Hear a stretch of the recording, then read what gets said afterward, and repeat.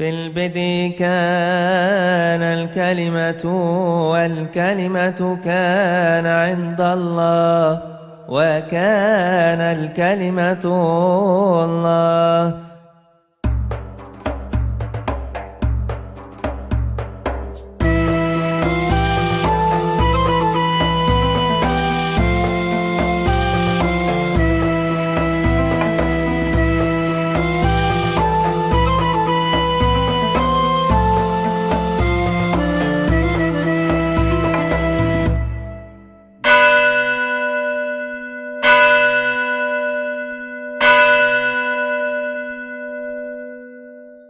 Shalom Alaikum Besem Hamasya.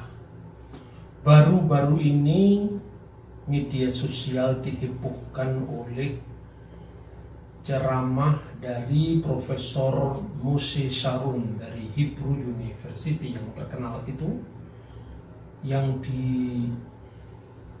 ditayangkan oleh Arutz Sheva TV di Yerusalem, yang kemudian dibahas, diunggah, diberi subtitle bahasa Malaysia, bahasa Indonesia, yang intinya bahwa sang profesor mengatakan bahwa mulai dari penciptaan dunia, dari zaman Adam dan Hawa sampai zaman kita, hanya ada satu agama, yaitu agama Islam.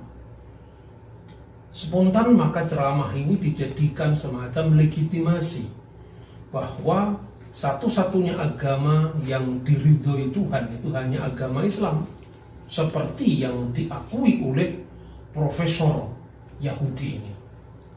Padahal sebenarnya saudara-saudara, yang dimaksudkan oleh Profesor Moshe Sharon itu adalah dia coba mengajak pada pembacanya, tentu adalah orang Yahudi, untuk memahami bagaimana Islam melegitimasi penaklukan dalam sepanjang sejarah terhadap wilayah di Timur Tengah dan di wilayah lain dengan argumentasi teologis. Artinya, dari islamisasi sejarah menjadi legitimasi bagi islamisasi geografi atau islamisasi wilayah. Untuk lebih jelasnya, mari kita saksikan secara utuh ceramah dari Profesor Moshe Sharon berikut ini.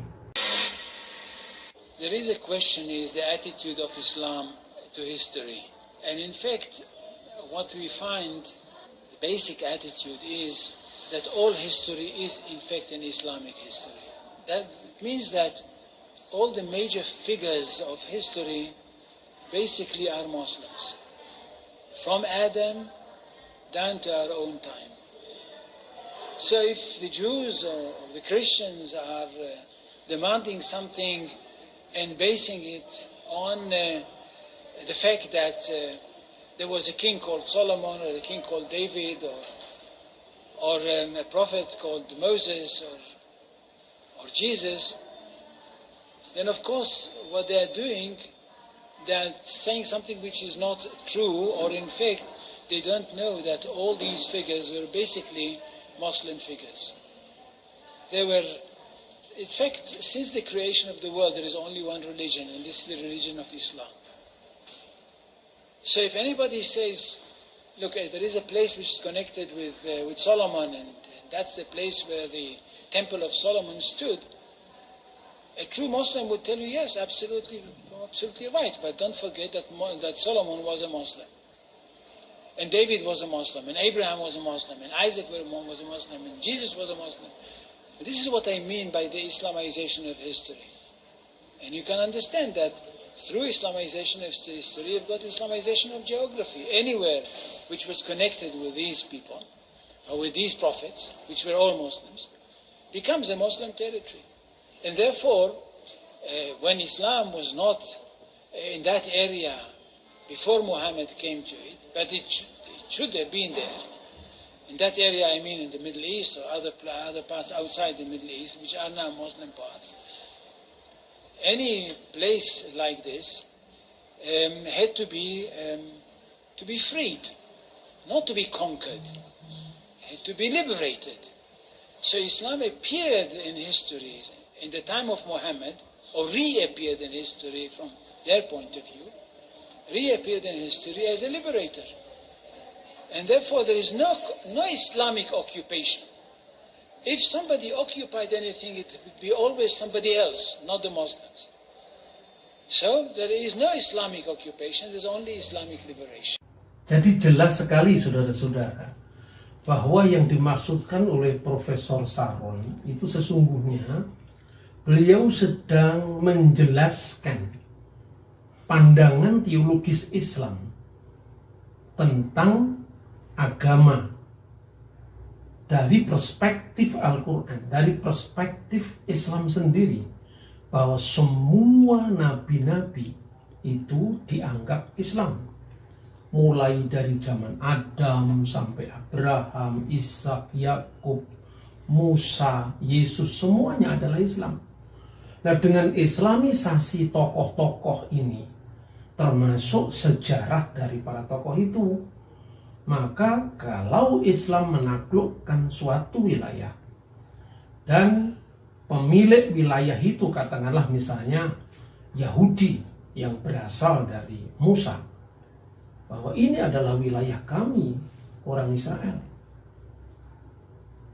Bukankah masjid ini didirikan oleh Nabi Daud? Dan Nabi Daud adalah nabinya umat Islam.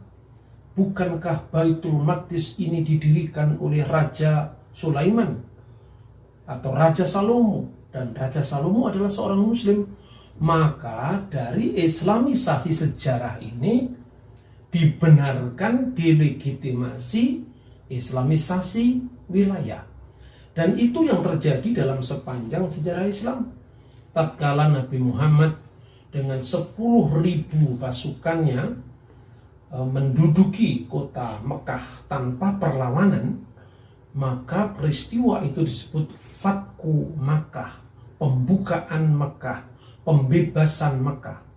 Begitu juga ada seorang penulis Muslim, sejarawan Muslim yang hidup pada masa dinasti Abbasiyah. Namanya adalah Yahya Al-Baladuri. Yahya Al-Baladuri itu menulis buku yang berjudul Futuh Al-Buldan, yaitu pembukaan bangsa-bangsa, pembukaan wilayah-wilayah negara lain. Itu disebut sebagai pembebasan. Maka tidak ada penjajahan Islam, yang ada adalah pembebasan Islam. Begitu kira-kira inti dari ceramah Profesor Sarun.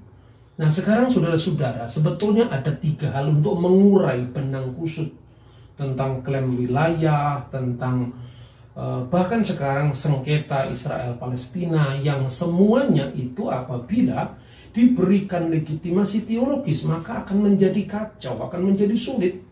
Ada 3 hal yang bisa kita urai. Yang pertama adalah pengaburan antara aspek normativitas agama dan historisitas agama. Yang kedua adalah mengukur agama orang lain dari ukuran agama kita. Artinya dalam hal ini mengukur teologi agama lain, keyakinan agama lain dari perspektif Islam. Dan yang ketiga, ketika kita membayangkan sesuatu yang ideal dari agama lain itu tidak cocok dengan iman kita atau agama kita, maka selanjutnya adalah ada tuduhan pemalsuan kitab-kitab suci agama-agama lain dulu. Kita akan membahas dulu yang pertama, pengaburan antara normativitas dan historisitas agama.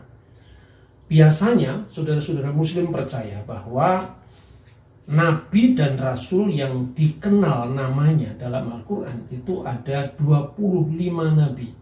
Mulai dari Nabi Adam, Idris, Hud, Nuh, sampai Ibrahim, Ismail, Ishak, sampai Zakaria, Isa, dan Muhammad Sallallahu Alaihi Wasallam. Tetapi sesungguhnya tradisi Islam itu mempercayai bahwa sebenarnya ada lebih daripada sekedar 25 nabi dan rasul. Ada 124.000 nabi yang tidak disebutkan namanya, dan ada 313 rasul yang tidak disebutkan namanya. Dengan demikian, apabila di Al-Quran tidak ada nama Nabi Yesaya, Nabi Yeremia, Nabi Daniel, maka itu Nabi Islam juga. Makanya di Alexandria, Mesir ada Masjid Nabi Daniel.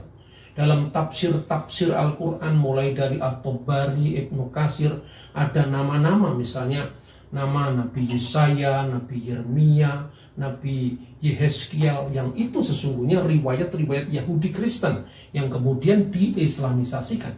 Bahkan tidak hanya itu, nabi-nabi, kalau bisa disebut nabi sebetulnya, tapi tokoh-tokoh agama di luar tradisi agama Semitik, Yahudi, Kristen, dan Islam maksud saya, itu dianggap nabi pula. Misalnya Tafsir Al-Qasimi menyebut bahwa sesungguhnya Siddhartha Gautama itu tidak lain adalah Nabi Zulkifli. Maka itu disebutkan dalam surat Al-Anbiya ayat 85. Wa Ismaila wa Idrisa wa Zulkifli kullu minas sabirin. Dan Ismail dan Idris dan Zulkifli yang semuanya termasuk orang yang sabar. Nah, kemudian dalam konteks seperti ini saya kira tidak cukup kita hanya mendasarkan pada tafsir agama kita, baik yang Islam dengan tafsir Al-Quran, yang Kristen dengan tafsir Injil, tidak bisa. Karena apa? Wahyu itu berlaku bagi yang mempercayai, dan tidak bisa kita jadikan ukuran untuk sejarah dunia yang jelas menganut agama yang berbeda dengan kita. Misalnya, tatkala seorang mengidentifikasi Ibrahim itu seorang Muslim, tidak cukup kita hanya membaca ayat Al-Quran. Misalnya di dalam surat Al-Baqarah ayat 131, dan berfirmanlah kepadanya Tuhannya, aslim, Islamlah, taatlah. Qala, kata Ibrahim, aslamtu lirabbil alamin, saya telah Islam, saya telah berislam, saya telah berserah diri kepada Tuhan seluruh sekalian alam. Apakah ini bukti bahwa Ibrahim adalah seorang Muslim? Nanti dulu. Bahwa Ibrahim seorang yang taat kepada Tuhan, sebagaimana banyak tokoh-tokoh agama memberikan keteladanan, ketaatan, itu ya, itu betul. Tetapi bukan berarti kalau ada orang yang taat sejalan dengan istilah Arab aslam, ya, yuslimu, islaman, tidak berarti agamanya Islam. Tidak cukup hanya studi bahasa, apalagi itu dikaitkan dengan kitab agama tertentu. Sebab misalnya begini ya, di Jawa Tengah itu ada seorang tokoh aliran kepercayaan namanya Raden Ngabei Sukino Hartono. Kira-kira tahun 1930-an mendirikan paguyuban aliran kepercayaan namanya Paguyuban Sumarah. What is the meaning of Sumarah? Apakah arti Sumarah itu di dalam bahasa Jawa? Sumarah itu artinya submission to will of God. Berserah diri kepada kehendak Tuhan. Ya persis sama dengan kata Islam. Kata aslam yang kemudian orang yang taat namanya muslimin, muslimat, agama yang mengajarkan ketundukan, ketaatan kepada Allah Subhanahu wa ta'ala disebut al-Islam. Tapi masalahnya, kalau Ibrahim taat, Ibrahim disebut secara par excellence agamanya Islam. Berarti Ibrahim yang taat di dalam bahasa Jawa, Ibrahim Sumarah mengkersaning Gusti Allah. Dia taat kepada kehendak dari Tuhan. Kalau Yesus taat, berarti Yesus Sumarah mengkersaning Gusti Allah. Tidak berarti hidupnya Yesus di abad pertama menganut paguyuban Sumarah 1930-an. Tidak berarti Abraham yang hidup kira-kira tahun 1900 sebelum Masehi menganut paguyuban kepercayaan Sumarah dari Jawa Tengah. Nah ini kabur antara normativitas dan historisitas agama. Nah sekarang begini saudara-saudara, sangat mudah kita ini melakukan cross check tentang tokoh-tokoh sejarah. Bukankah banyak prasasti-prasasti yang ditemukan pada zaman Abraham, bahkan sebelum zaman Abraham. Misalnya prasasti Urnamu, prasasti Nusi, itu kira-kira sejaman dengan Abraham tahun 1900 sebelum Masehi. Undang-undang Lipit Ishtar atau Lipit Ishtar Code, Undang-undang Hammurabi itu kira-kira setelah zaman Ibrahim, sebelum zamannya Nabi Musa. Tinggal mudah. Di sana ada pemujaan Dewa Marduk. Pemujaan Dewa Marduk oleh Raja Hammurabi. Jadi ada agama yang menyembah Marduk. Begitu juga pada zaman Abraham. Tapi tidak sepotong pun kata Islam muncul pada zaman Abraham, pada zaman Musa, pada zaman Yesus. Tidak ada itu. Padahal terlalu banyak prasasti yang menunjukkan eksistensi agama Hindu, eksistensi agama Buddha yang sampai sekarang Anda bisa lihat di museum. Dan tidak ada yang mengatakan Buddha beragama Islam.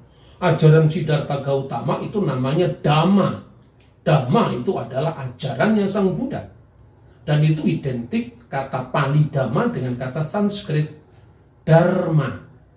Dan itulah identitas dari agama rumpun India ini, baik Hindu maupun Buddha. Misalnya, prasasti Batu Asoka itu kira-kira berasal dari tahun 230 sebelum Masehi.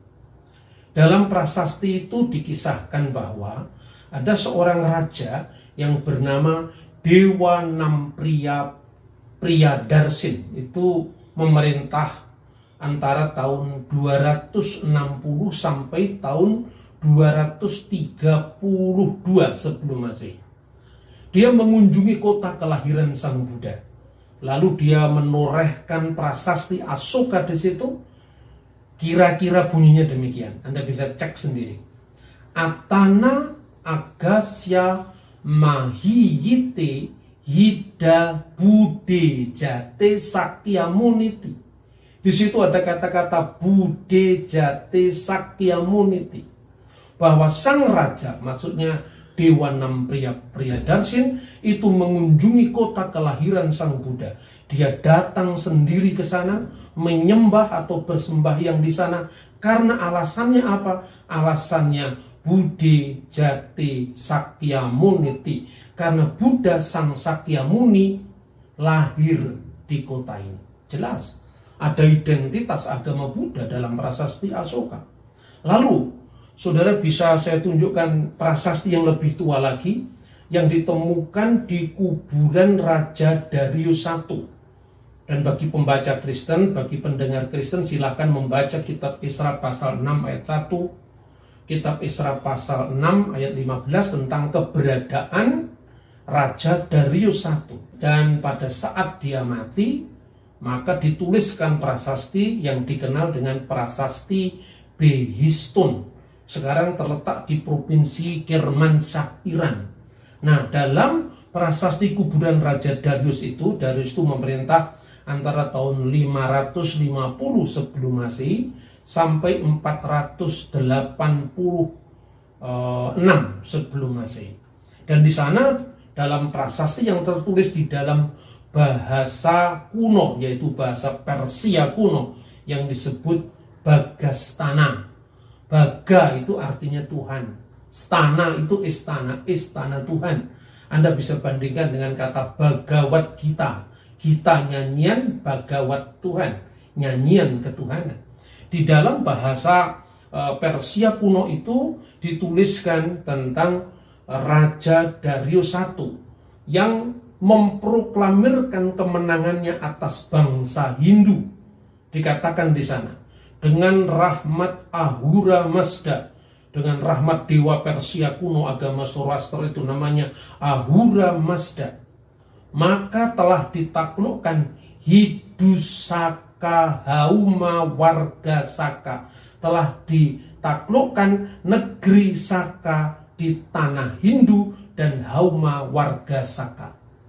Saudara-saudara bisa membaca atau cek langsung sejarah Hindu di Persia, di India kuno.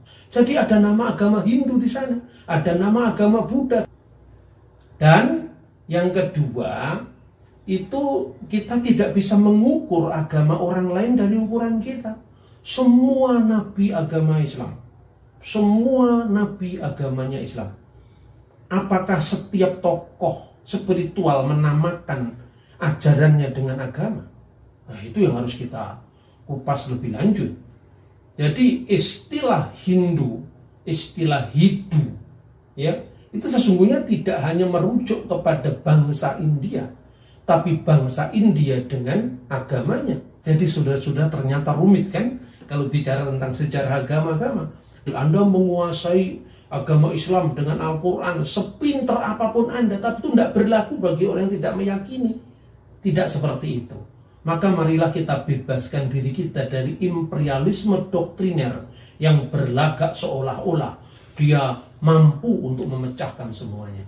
Sebelum mengakhiri tayangan ini, saya akan ajak Anda ngikuti saya dari dekat kita melihat Dome of the Rock, Masjid Qubatus Sokroh, yang itu menjadi perselisihan antara Yahudi dan Islam sampai hari ini. Pertanyaannya sekarang, berarti yang disebut Masjid Al-Aqsa dalam Al-Quran itu tentu bukan ini. Itu hanya bayangan orang-orang Muslim bahwa rumah ibadah itu dulunya sama, padahal tidak seperti kenyataan. Yahudi punya dua pola ibadah.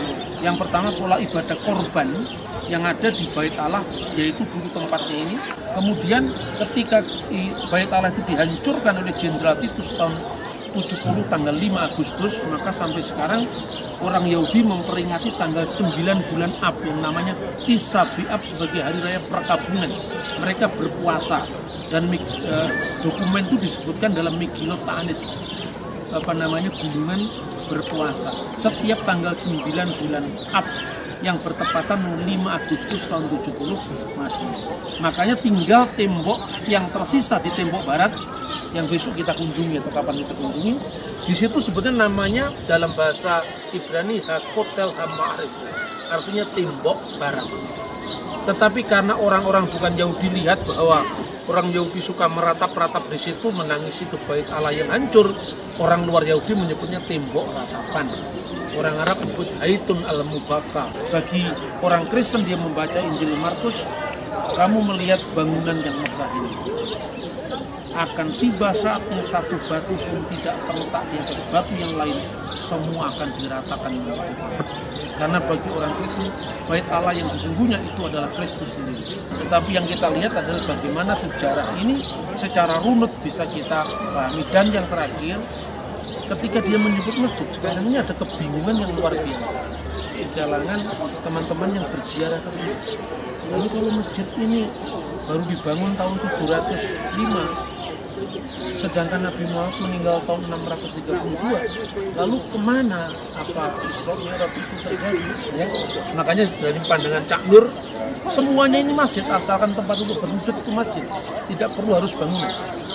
Pandangan pertama gitu. Yang kedua, yang disebut Masjid Al-Aqsa itu semua komplek ini disebut Masjid Al-Aqsa.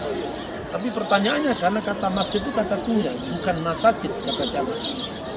Jadi kadang-kadang memang narasi teologis tidak selalu cocok dengan fakta historis. Karena kita dari awal tidak pernah mengklaim sesuatu secara bombastis ya. Misalnya ada geser-geser sedikit tentang letaknya gereja Sabda Bahagia, itu tidak ada masalah. Karena ternyata apa? Ya memang waktu zamannya Antonio Berlucci belum ada penggalian arkeologis yang lebih mendalam lagi. Semoga apa yang kita bisa lihat di sini semakin membuat kita lebih bijak dalam melihat perbedaan, tetapi juga bagaimana iman kita tetap memiliki akar sejarah. Kita beruntung bahwa kita bisa masuk ke tempat ini. Tidak setiap grup bisa masuk di tempat ini. Bahkan sebetulnya harus saya katakan, sekalipun kemarin kita telat masuk ke Kapernaum tidak pernah heboh seperti Dome of the Rock. Jadi tempat ini sebetulnya tempat yang menurut saya sangat penting.